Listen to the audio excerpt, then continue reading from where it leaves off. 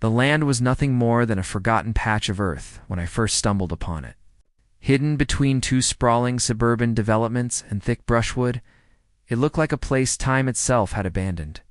I had been scrolling through obscure property listings late at night when I saw it, a single acre of land with no house, no fencing, nothing but a marker on the county tax map. The price?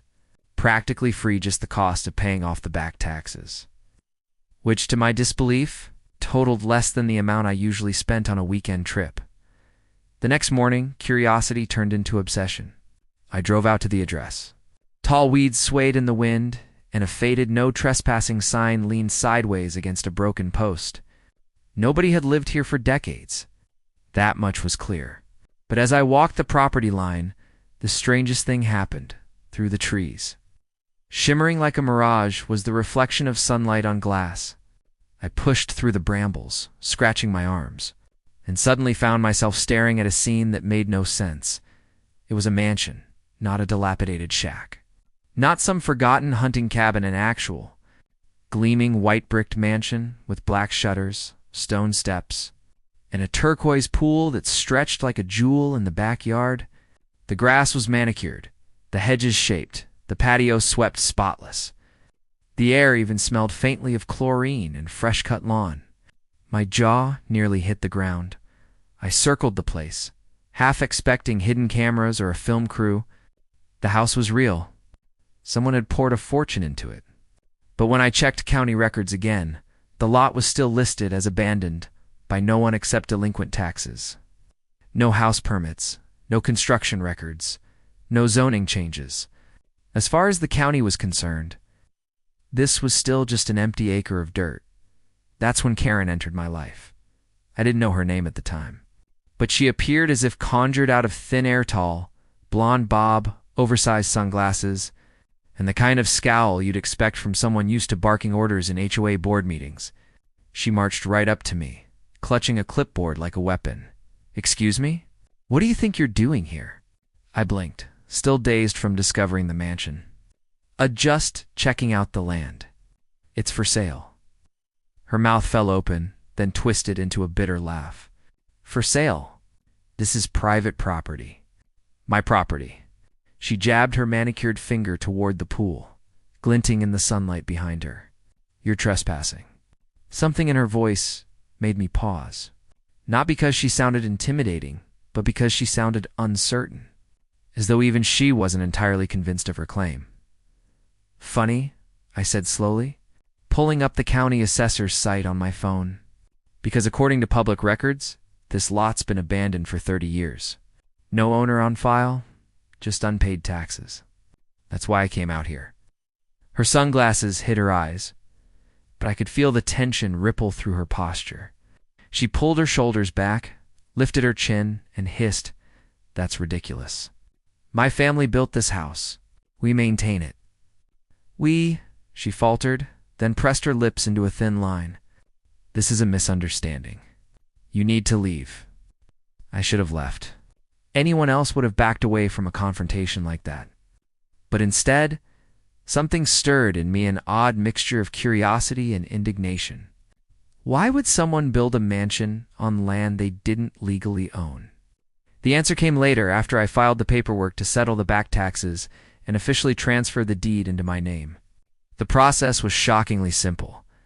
I walked into the county clerk's office, paid less than the cost of a used car, and walked out the legal owner of that acre, including everything standing on it. 2 weeks later, the sheriff accompanied me back to the site. I'd braced for a fight, but the mansion sat eerily quiet. Karen was gone. The pool shimmered unattended, the house sealed tight. The sheriff confirmed my deed, shrugged, and said, "Looks like you've got yourself a free house." But Karen wasn't done with me.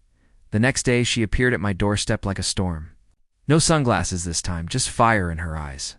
She demanded to know how I'd stolen her home, how I dared to take something she claimed as hers.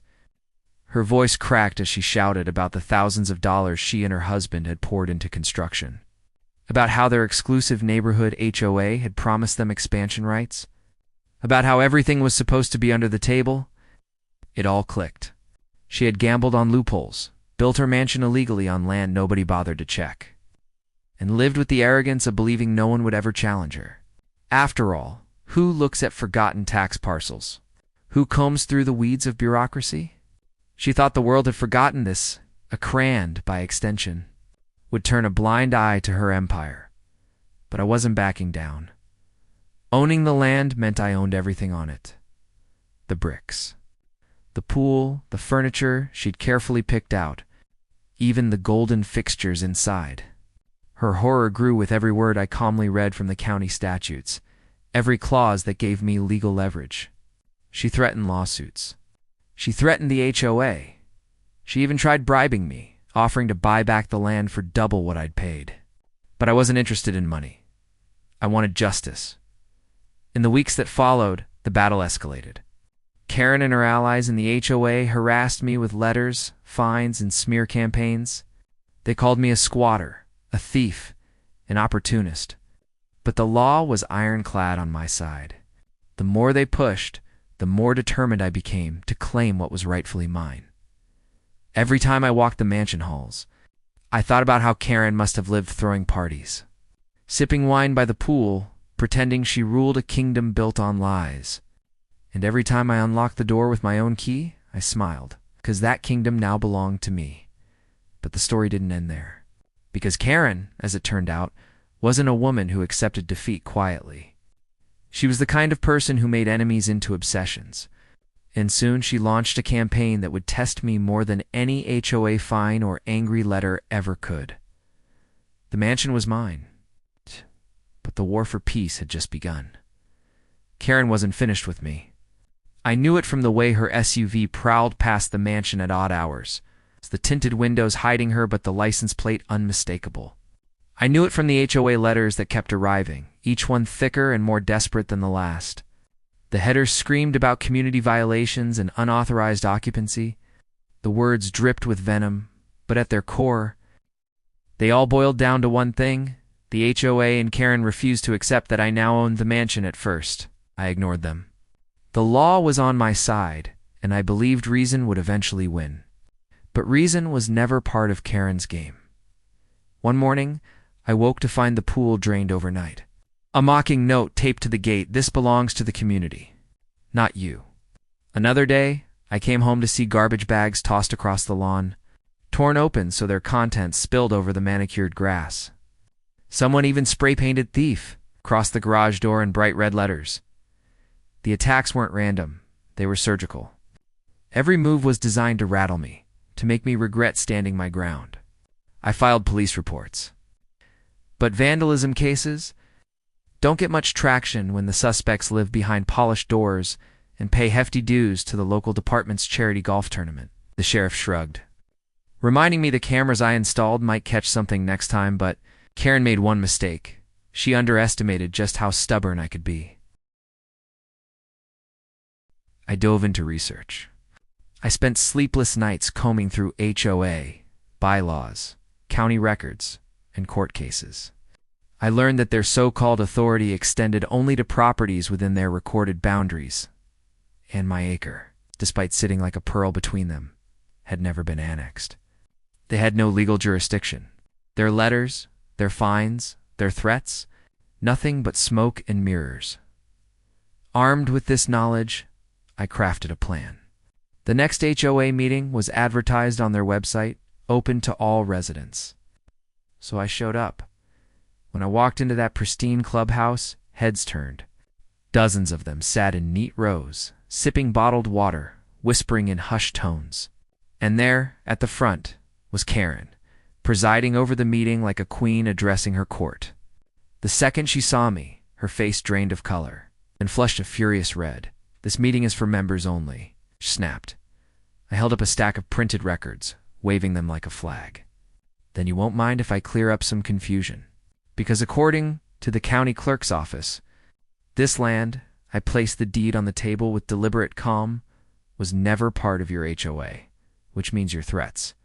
Your vandalism and your harassment are not only baseless, but potentially criminal." The room erupted. Some whispered, some gasped, some openly glared at Karen. She tried to regain control. banging her gavel, shouting about order, but the damage was done. Seeds of doubt had been planted, and the room could see her power slipping. That night, she doubled down. She filed a lawsuit against me, accusing me of illegally acquiring the land and demanding restitution for the mansion she had built. The audacity almost made me laugh.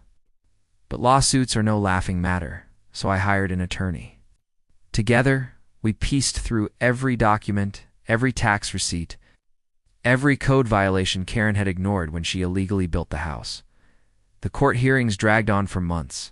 Karen showed up every time, her hair perfectly styled, her expression sharp enough to cut glass.